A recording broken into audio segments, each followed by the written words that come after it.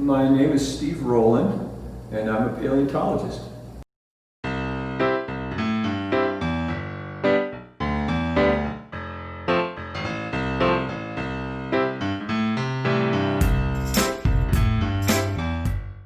And how long have you been working in paleontology? I've been working in paleontology for about 42 years. I was a UNLV professor for 41 years, and now I'm working here at the museum, and I still have connections with UNLV.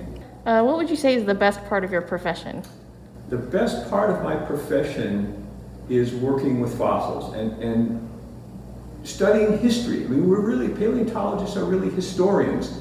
We're studying the history of life on Earth, and I love that. I'm very interested in history, and to be able to do deep history, to study fossils and animals and plants and ecosystems that lived thousands and tens of thousands and millions of years ago is just a wonderful experience. I just get very excited about doing that every day. So is there anything that you would say is really challenging about working in paleontology? One of the challenges in paleontology is the shortage of job opportunities. So here at the museum, for example, we get lots of kids who love fossils and love dinosaurs and so on and want to be paleontologists. It seems like every day there's at least one and maybe more than one young person who wants to be a paleontologist, and I think that's great. And obviously they're not all going to become paleontologists, but if they keep their passion for science and for history, that's fine. I wish there were a few more positions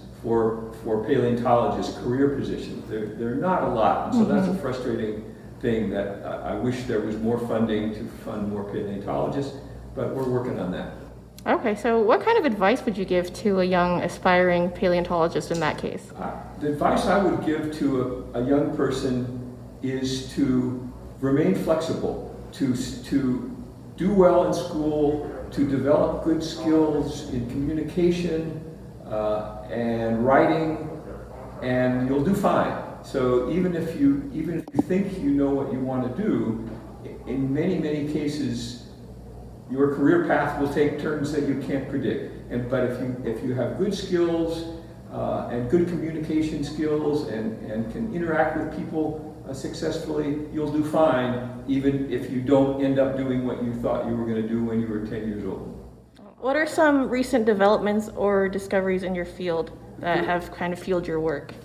The recent discovery that I'm excited about right now is the assemblage of fossils that I'm working on. So for example, I'm working on some fossils that my grad student Eric Shamroy and I collected in Carson City just a few weeks ago, and we didn't know what they were. We still don't know what they are for sure, but we think that they belong to a species of musk ox that lived in the Pleistocene Ice Age probably 15 to 20,000 years ago.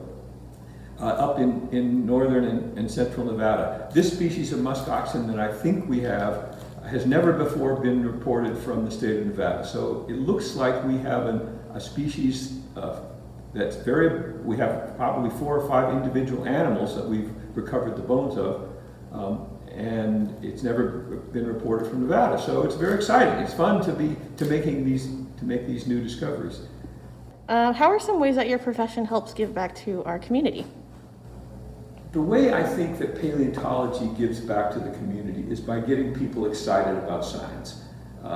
It seems like everybody gets excited about some fossil, whether it's dinosaurs or musk oxen or Columbian mammoths or ammonites. I hardly ever remember meeting anybody who wasn't at least a little bit interested in fossils that are hundreds of thousands or millions of years old. And so I think having that interest and being able to stimulate that interest in people is really a positive thing. It gives people things to get excited about. So I think that's maybe the most important role of paleontology in our society today, is to give people something to get excited about, especially little kids, and to get excited about and develop an interest in science.